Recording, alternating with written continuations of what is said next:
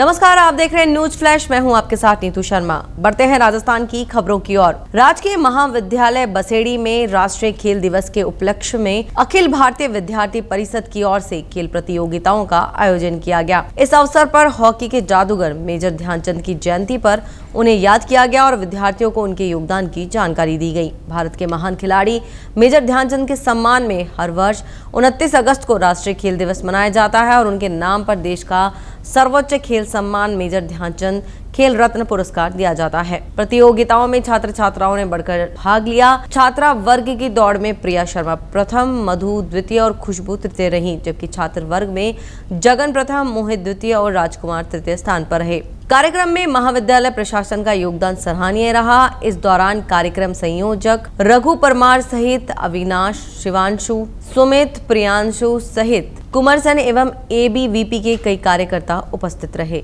अगली खबर बयाना से। दिवाली पर यात्रियों की भीड़ को देखते हुए रेलवे द्वारा बरौनी से सोगरिया के बीच विशेष ट्रेन चलाई जा रही है। ये दीपावली स्पेशल ट्रेन 20 सितंबर से शुरू होगी और दोनों दिशाओं में कुल 15-15 फेरे लगाएगी। सबसे अहम बात यह है कि इस ट्रेन का ठहराव बयाना जंक्शन पर निर्धारित किया गया है, जिससे बयाना व आसपास के यात्रियों को सीधे कोटा और बिहार के बीच आवाजाही में सुविधा मिलेगी। गाड़ी संख्या 05211 हर शनिवार शाम 4:10 से बरौनी से रवाना होगी और अगले दिन शाम 6:30 बजे सोगरिया पहुंचेगी, जबकि वापसी में गाड़ी संख्या 05212 हर रविवार रात 7:50 पर सोगरिया से चलेगी और अगले दिन रात को 11:45 पर बरौनी पहुंचेगी।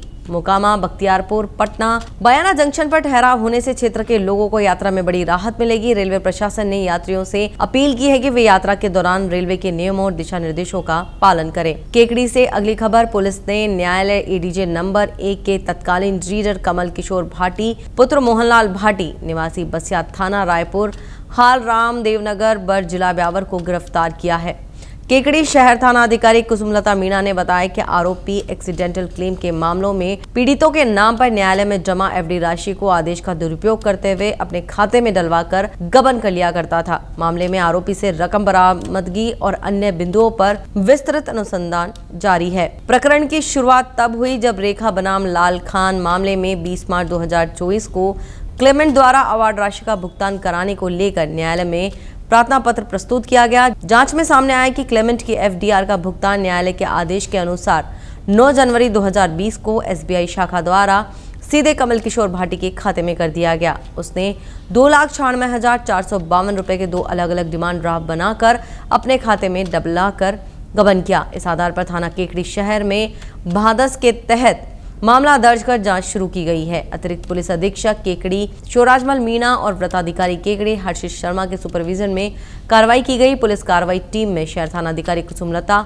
तेजमल, मुकेश कुमार की भूमिका सराहनीय रही। राजसमंद से अगली खबर। कहते हैं जाको राखे साइयां मार सकिना को, यह कहावत है। गलवा गांव में चरितार्थ हुई। कल हुई तेज बारिश के दौरान शाम के समय अचानक रामदेव मंदिर के पास वर्षों पुराना भारी भरकम नीम का पेड़ धराशायी हो गया, जिससे अफरा तफरी मच गई। पेड़ के नीचे गिरने के दौरान जोरदार आवाज आने से कई लोग दौड़कर मोहल्ले में आए। घटना की जानकारी ली गाँव के धनराज सालवी रोशनलाल सालवी ने बताया कि रामदेव मंदिर के पास करीब 300 साल पुराना नीम का पेड़ बारिश के दौरान नीचे गिर गया था और पेड़ के दौरान और बड़े बड़े मकान बने हुए थे। गनीमत रही नीम का पेड़ पीछे की ओर दीवार व रामदेव के छोटे मंदिर पर गिरने से दीवार और मंदिर क्षतिग्रस्त हो गया, जिससे हजारों रुपए का नुकसान हुआ है। बताया जा रहा है कि पीछे बाड़े में 2 मवेशी बंधे हुए थे। पेड़ गिरने के दौरान तेज आवाज होने से सहम गए। घटना में रामदेव मंदिर क्षतिग्रस्त हुआ है और इसमें कोई जनहानि नहीं हुई है। इस दौरान मौके पर कई लोग पहुंचे और घटना का जायजा लिया। ग्रामीणों ने पंचायत प्रशासन से रामदेव मंदिर निर्माण के लिए सहयोग किया। बढ़ते हैं अगली खबर की ओर। राजसमंद विधायक दीप्ति माहेश्वरी एक सड़क दुर्घटना में घायल हो गई हैं, जिनका उदयपुर के गीतांजलि हॉस्पिटल में उपचार चल रहा है। हादसे में उनके कार ड्राइवर और निजी सहायक को भी चोट लगी है। जानकारी के अनुसार विधायक दीप्ति राजसमंद से उदयपुर जा रही थी। इसी बीच अमेरी के पास उनकी कार की अन्य दूसरी कार से टक्कर होने से अनियंत्रित होकर पहाड़ी से टकरा गई। हादसे में विधायक दीप्ति के गंभीर चोटें आई हैं। इसके अलावा उनके पैर और हाथ में भी चोट लगी है। हादसे के दौरान उनके निजी सहायक जय कनौजिया और ड्राइवर बबलू भी साथ थे, जिनके सर पर चोट आई है। सभी को निजी वाहनों की मदद से अस्पताल पहुंचाया गया। वहीं विधायक की कार को टक्कर मारने वाला चालक कार लेकर मौके से फरार हो गया। इधर विधायक के घायल होने की सूचना पर बड़ी संख्या में परिजन और उनके परिचित अस्पताल पहुंच गए। सुकेर थाना पुलिस भी मौके पर पहुंची और दुर्घटना को लेकर जानकारी जुटाई। भरतपुर जिला कांग्रेस कमेटी ने बयाना में आयोजित एक प्रेस वार्ता में राज्य सरकार और जिला प्रशासन पर जमकर निशाना साधा। प्रेस वार्ता में जिला कांग्रेस अध्यक्ष दिनेश सूपा, जिला महासचिव योगेश सिंघल सहित अन्य कांग्रेस नेताओं ने भाग लिया और जिले की कानून व्यवस्था, बदहाल सड़कों और खराब चिकित्सा व्यवस्था और किसानों की समस्याओं को लेकर तीखे सवाल खड़े किए।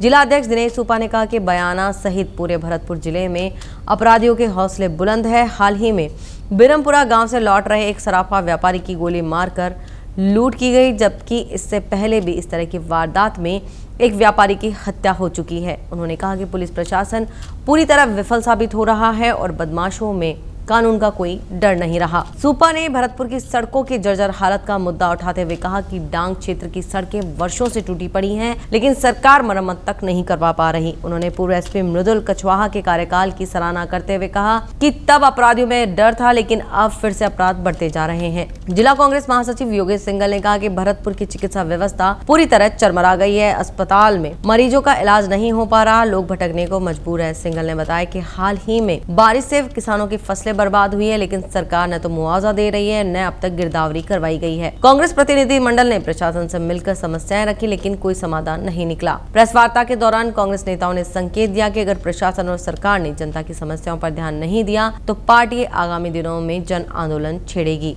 कटनी जिले के जनपद पंचायत ढीमरखेड़ा से अधीनस्थ ग्राम पंचायत गुड़ा भैंसवाही में सचिव, सरपंच साकेत लोनी और जनपद पंचायत के अधिवक्ताओं ने भोली भाली जनता पर कह डाल रखा है। सरकार की जो भी योजनाएं हैं, जो भी गरीबों के लिए दी गई हैं, वह अमीरों तक ही सीमित रह गई हैं। गरीब आम आदमी मजदूरी कर अपना जीवन यापन करते हैं, पर उनके लिए रहने तक का मकान नहीं है और जो अमीर हैं उन्हें हर योजनाएं दी गई हैं। मोटी रकम लेकर शासन के नियम की अवहेलना खुलेआम हो रही है। गरीब व्यक्ति राशन कार्ड के लिए फॉर्म भरते हैं तो उनसे 4 से 5 हजार रुपए की मांग करते हैं और पीएम आवास जो सरकार गरीबों को निःशुल्क प्रदान करती है, उसमें भी सचिव, सरपंच के द्वारा 10,000 की डिमांड किए जा रहे हैं। ऐसे में जनता का आरोप है कि अगर एजेंसी को 10,000 नहीं दिए गए तो सूची से उनका नाम हटा दिया जाएगा और पैसे लेकर अमीरों को दिए जा रहे हैं, जिससे आम जनता त्रस्त अपनी परेशानियों को लेकर जनपद का चक्कर काटती नजर आ रही है और उनकी कोई सुनवाई नहीं हो रही है। अब जनता का प्रशासन से सवाल है कि क्या ये गुंडाराज ऐसे ही चलता रहेगा या गरीबों को कभी उनका अधिकार न्याय मिलेगा या अपराधियों की जांच होगी। ये थी राजस्थान की अहम खबरें। बने रहिए हमारे साथ, देखते रहिए न्यूज़ फ्लैश।